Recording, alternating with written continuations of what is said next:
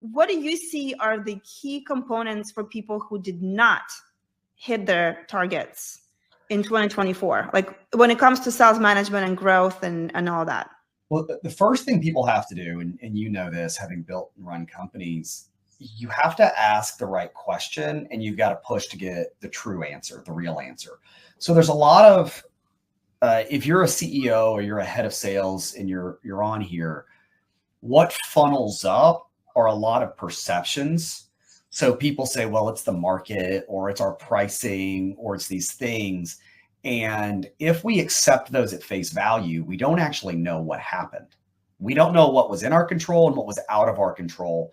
And you say something long enough and people believe it's true. So if the sales team is like, well, the pricing's the problem, maybe it is, but we got to know. It may be that the market is in a really tough spot. We got to know. So the first thing I think that senior management has to do is determine, why did we not hit it? And it could be that there are changes in the market. Most companies, I'm going to assume, listening, they're in a situation where they probably didn't have enough pipeline. If they had enough pipeline, there was somewhere that they weren't converting the way they could or the way they should. And they need to start understanding that, because it's really a math problem. Now, it's either a conversion, we're not closing the way we need to, or we didn't have enough. And that could be because we weren't prospecting. We were prospecting the wrong places. We were incentivizing the wrong things. We were having the wrong conversation. And so it didn't create meetings.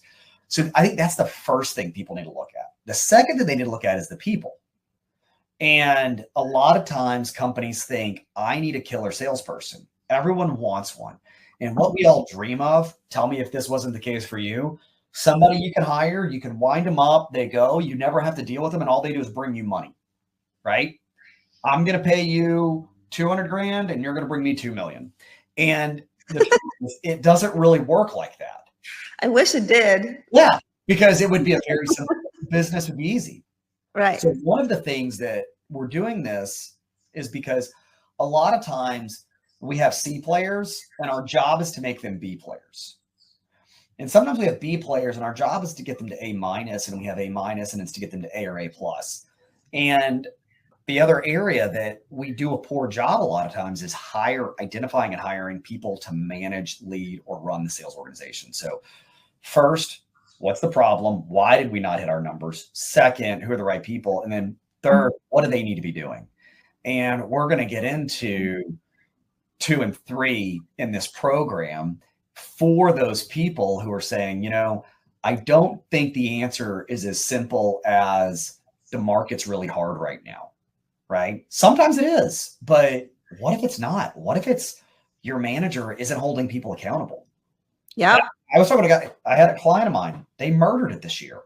And one of our, the guy in charge of it, I was like, hey, we did it, but I still didn't hold people accountable enough.